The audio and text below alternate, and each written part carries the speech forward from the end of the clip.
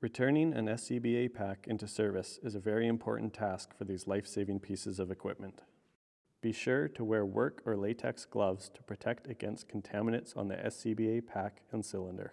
Make sure that the cylinder valve is closed and that you have bled off the second stage regulator of all air in the system.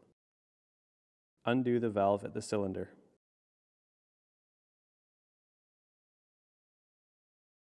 Unlock the latch on the cylinder band and carefully slide the air cylinder out the top of the pack.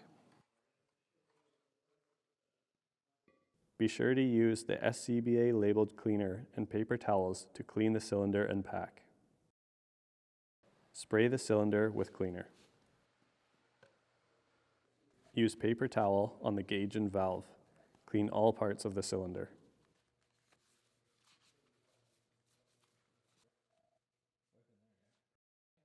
Spray the hard surfaces of the pack and thoroughly wipe and clean all parts of the pack. While cleaning, perform a visual inspection of all parts of the pack. Look for broken parts, loose connections, or damaged elements. Clean the low air alarm assembly and the universal rescue connection.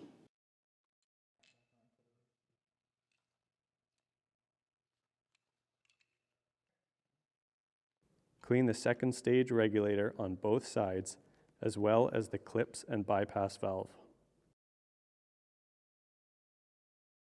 Clean the regulator belt clip. Using a sprayed towel, clean the air lines.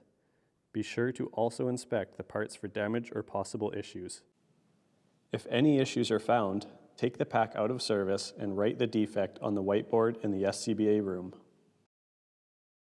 Spray the ICM module and clean with paper towel, cleaning all sides and parts.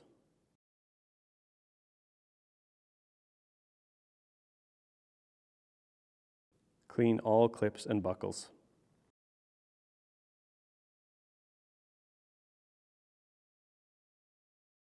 Clean the rescue bailout carabiner.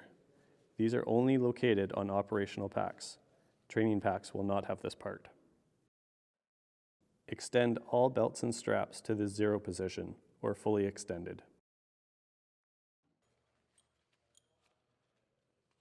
Locate a full cylinder. Be sure to check that the PSI is at full capacity. Very quickly, open and close the cylinder, giving a quick shot of air. This will clear out any possible contaminants from the valve. Insert the cylinder through the top of the pack. Check that the O-ring on the low air alarm assembly is present and not damaged. Carefully screw the assembly onto the cylinder, keeping the unit square to the opening so as not to cross-thread the unit. Only tighten to hand tight.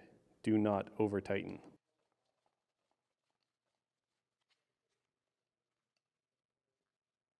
Push the air cylinder down fully on the back so that it rests on the bottom of the pack. Tighten the cylinder band.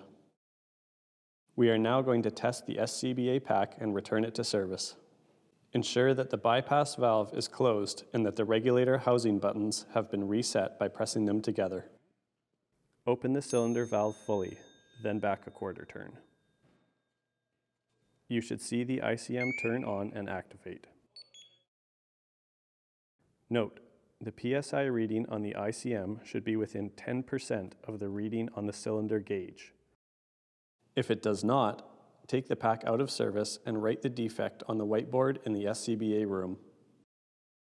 To test the automatic pass alarm, leave the ICM still on the ground. After the second level of alarm, shake the ICM to deactivate the alarm. Next, leave the ICM to run through all 4 levels of alarm.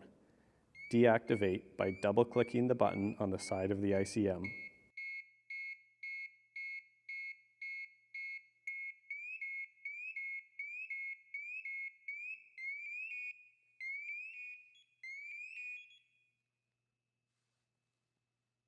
Press the alarm button on the front of the ICM to test the manual pass alarm. Press the green backlit button on the left side of the unit to test the gauge backlight.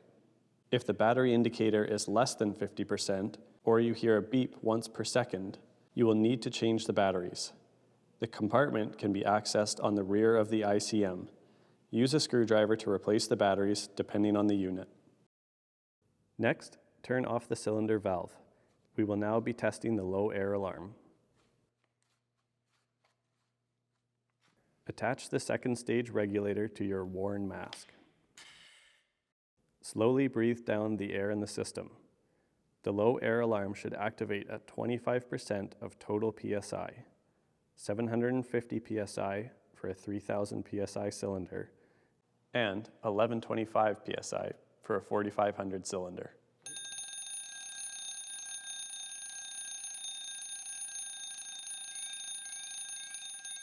Replace the second stage regulator to the belt clip, ensuring that the bypass valve is closed. The SCBA pack is now returned to service, with a full function test complete. Take note of the pack number, usually located in red ink on the back of the pack. On the tablets located next to the air fill station, open the Packs in Service shortcut to the Google Docs form.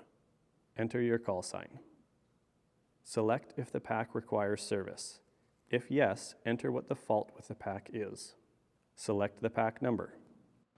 Select what location you are returning the pack to. Select if the ICM is fully functional and if you have done a battery change. Click Submit once complete. You can enter multiple packs at the same time with this form if returning to the same location.